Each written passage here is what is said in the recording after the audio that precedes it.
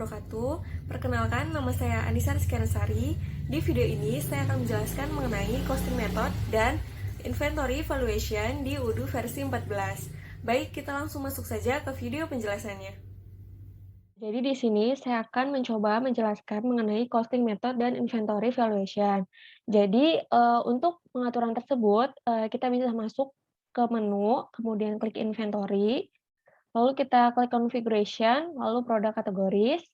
Nah, di sini kita akan buat kategori produk yang baru. Kemudian kategori name-nya disesuaikan dengan kebutuhan kalian. Di sini saya akan beri nama contoh misalnya. Kemudian di sini pengaturannya akan muncul ya, yaitu costing method dan inventory valuation. Nah, pertama kita akan bahas terlebih dahulu mengenai inventory valuation. Jadi untuk inventory valuation itu, dia itu ada dua pilihan, yaitu manual dan otomatis. Nah, kita pilih yang manual terlebih dahulu. Jadi untuk manual itu artinya setiap mutasi yang masuk ke kategori tersebut, kemudian dilakukan transaksi, maka jurnalnya adalah manual atau di-input by user, sehingga dia itu tidak akan muncul gitu secara otomatis by system. Jika kita lihat di journal entries. Nah, kita set dulu sebagai manual ya. Kemudian jika sudah klik save.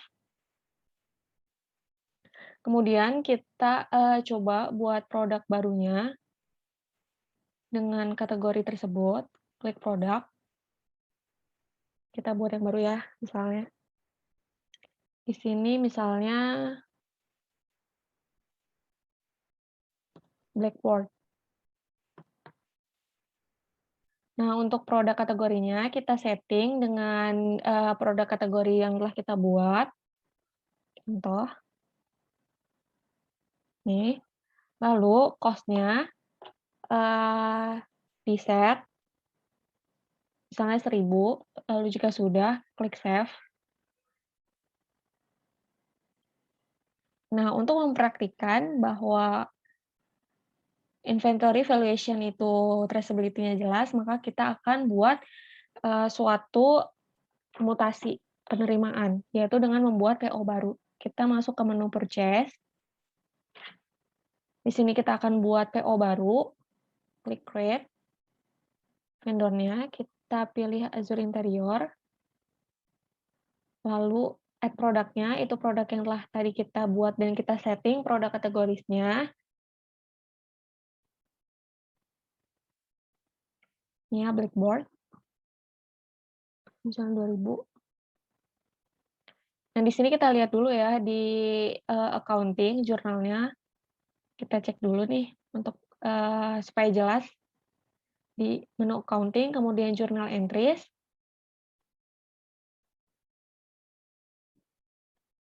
Nah, di sini jumlahnya 25 ya. Coba kita buat transaksi baru atau mutasi penerimaan yang baru. Ini jika sudah, kita klik confirm order. Lalu misalnya kita langsung saja receive product. Nah, kita lihat di journal entries.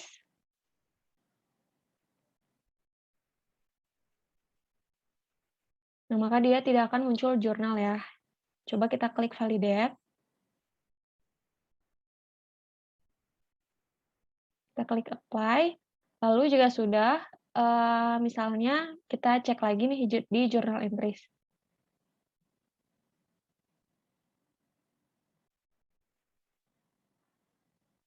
Nah, di sini bisa kita lihat bahwa tidak terjadi jurnal apapun padahal kita sudah membuat transaksi penerimaan. Nah, itu dia teman-teman jika kita mengatur inventory valuation-nya menjadi manual gitu. Jadi dia tidak tergenerate langsung by system. Nah, coba kita ganti inventory valuation-nya menjadi otomatis. Kita klik. Nah, jika kita pilih inventory valuation-nya itu otomatis, maka di sini akan muncul account stock properties yang sifatnya itu wajib atau mandatory. Kenapa? Karena ketika sistem ingin mengenerate jurnal atau menerbitkan jurnal dari produk kategoris ini, maka sistem akan membutuhkan data akun-akun ini agar jurnalnya itu terbit. Nah, ini ya, jurnal-jurnalnya. Kemudian jika sudah, klik save. Lalu kita akan buat PO baru, kita lihat perbedaannya. Nah, di sini, kita contohnya buat PO baru ya. Kita langsung saja action duplicate misalnya dari yang sebelumnya. Di sini sama Azure Interior. Kemudian jika sudah, kita klik confirm order, lalu langsung saja receive product, lalu kita klik validate, apply. Nah, di sini kita cek lagi di journal entries-nya, kita refresh. Nah, maka dia akan langsung muncul jurnal baru ya, yaitu WHIN 00014 dengan produk Blackboard.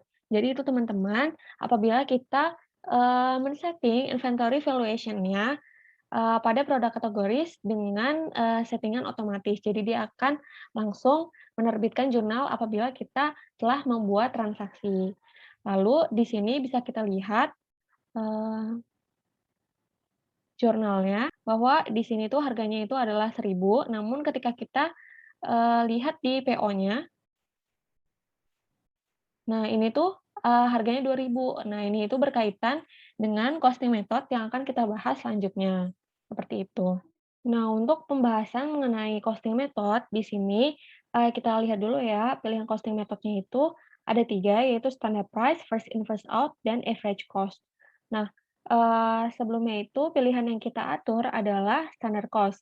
Artinya ketika jurnalnya itu, terbit atau terbuat, maka sistem akan mengambil costing method dari standard price.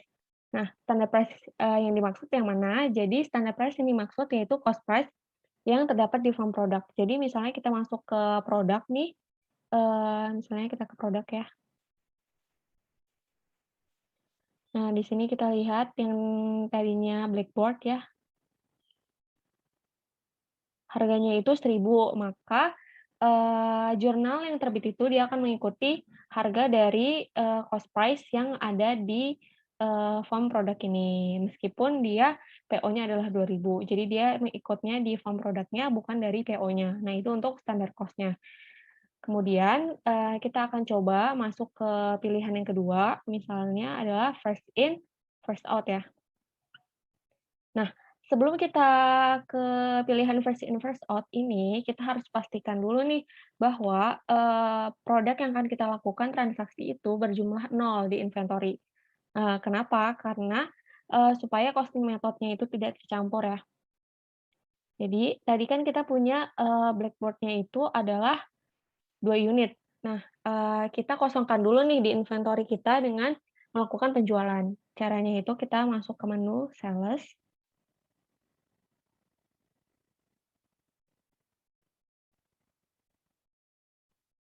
kemudian create quotation. Nah, misalnya customer-nya Deco Edik, produknya yang tadi ya Blackboard. Nih, kuantitinya itu 2. Jadi karena, di inventory kita itu ada 2 ya, ini price-nya misalnya. Oke, kita coba buat quotation-nya, kita klik confirm.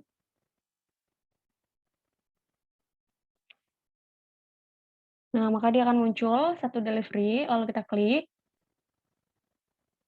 kita coba langsung validate aja. Nah, kita klik apply.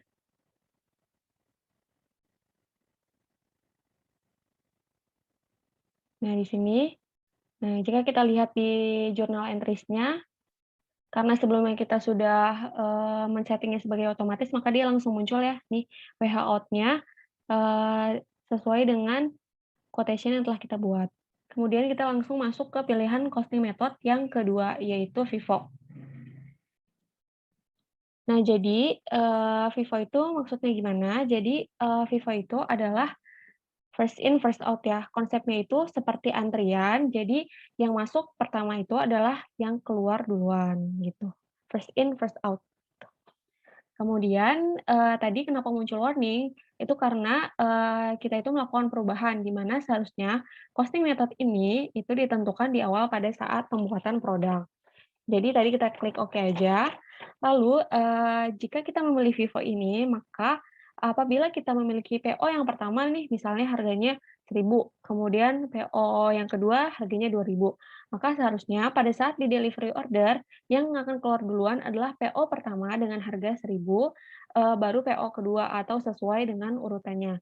Jadi, mari kita langsung saja praktikkan dengan cara membuka PO baru, di sini kita save dulu. Kita buat PO barunya, klik purchase, create, kemudian misalnya Azure Interior ya. Nah, produknya itu sama yang seperti yang sebelumnya,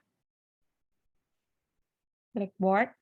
Lalu, di sini kita isi, unit price-nya kan ada 2.000 nih, kita langsung confirm order aja.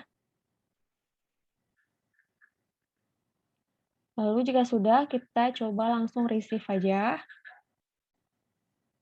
lalu kita validate, klik apply. Nah, kemudian kita buat, PO yang kedua ini, PO yang pertama, PO 29. Jika kita lihat di sini, maka dia sudah muncul ya nih, WHIN 00100015 ya. Nah, di sini, langsung saja kita masuk ke PO ya, kita buat PO baru, PO yang kedua, kita langsung action, kemudian duplicate. Nah, di sini, misalnya kita isi harganya 3.000 ya, biar kelihatan nanti harganya. 3.000. Kemudian, kita klik confirm order, lalu kita langsung receive aja. Nah, ini kita klik validate dulu ya. Klik validate, lalu klik apply. Kita coba refresh lagi. Maka dia akan, muncul 2 jurnal ya. Yang pertama di sini, PO dengan harga 2.000 dan yang kedua adalah 3.000. Kemudian, sekarang kita coba lakukan penjualan. Kita masuk ke menu sales, lalu kita klik create quotation. Nah, quotation customer-nya di-edit misalnya sama kayak tadi, produknya sama, Blackboard yang tadi ya. Ya, unitnya 1, langsung kita, eee, klik confirm.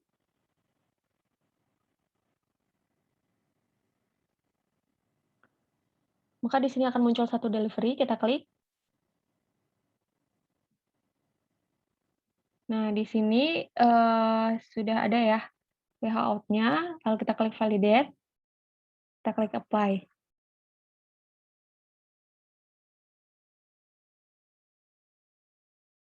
Maka jika, kita cek jurnalnya,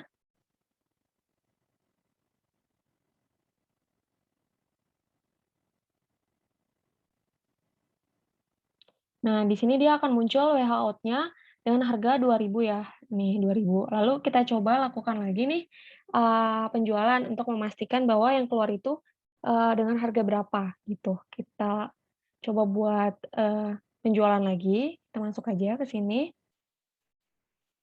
sales order lalu kita duplikat aja. Nah, jika sudah langsung kita confirm,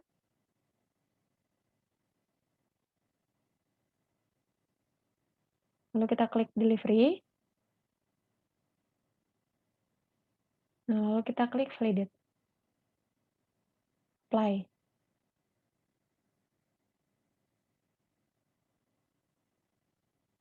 Nah, maka di sini akan, muncul jurnal baru yaitu dengan harga 3.000. Nah, jika kita lihat bahwa, di sini itu yang keluar duluan adalah dengan harga 2.000 yaitu sesuai dengan PO pertama kita, harganya itu 2.000 dan yang kedua itu adalah jurnal dengan harga 3.000. Kemudian jika kita, buka jurnalnya nih, nah bisa kita lihat di sini, untuk jurnalnya itu ada akun-akun yang sesuai dengan akun stok properties yang ada di produk kategoris yang sebelumnya. Nah itu dia teman-teman, untuk, costing method first in first out. Lalu kita langsung masuk saja ke pilihan costing method yang ketiga, yaitu AFCO atau average cost. Kita langsung masuk ke sini, lalu kita klik edit. Oh ya, yang sebelumnya kita harus pastikan dulu, di inventory kita produknya itu nol sama seperti sebelumnya supaya costing metodenya itu tidak tercampur ya. Kemudian, tadi kita sudah melakukan penjualan jadi, di inventory kita sudah tidak ada produk yang akan kita lakukan transaksi. Nah, di sini kita langsung saja klik, average cost.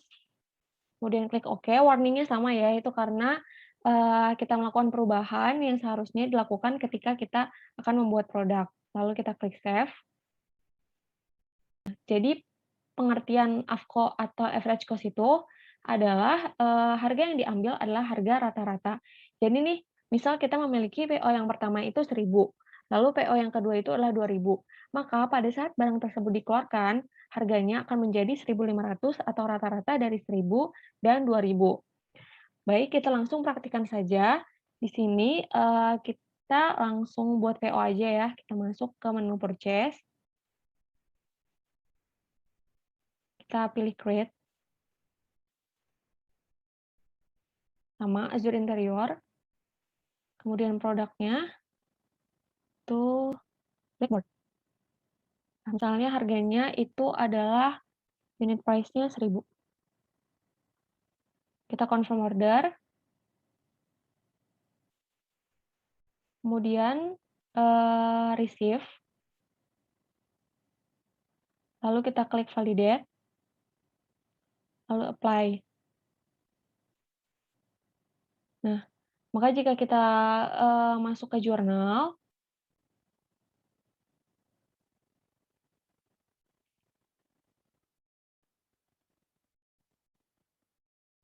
maka di sini oh ya, maka jika kita masuk ke jurnal ya, journal entries.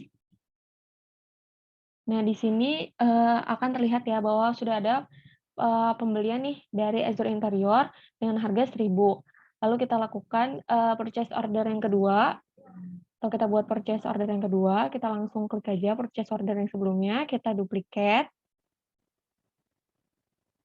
dengan harga, 2.000 ya, misalnya, supaya bisa terlihat.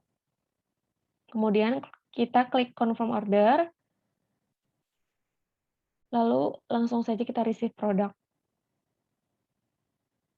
Kita klik validate, apply. Maka ketika, kita masuk ke journal entries, di sini, itu akan muncul, PO dengan harga 2.000. Lalu, sama seperti metode-metode yang sebelumnya, itu kita lakukan penjualan atau kita keluarkan produknya untuk mengecek harganya, gitu. Nah, di sini kita langsung masuk saja ke menu sales, kemudian kita pilih create quotation yang baru, deco edit aja sama seperti sebelumnya. Produknya itu, Blackboard yang telah kita beli sebelumnya, lalu kita langsung klik confirm. Maka di sini akan muncul delivery order, kita klik, lalu langsung saja kita validate, apply.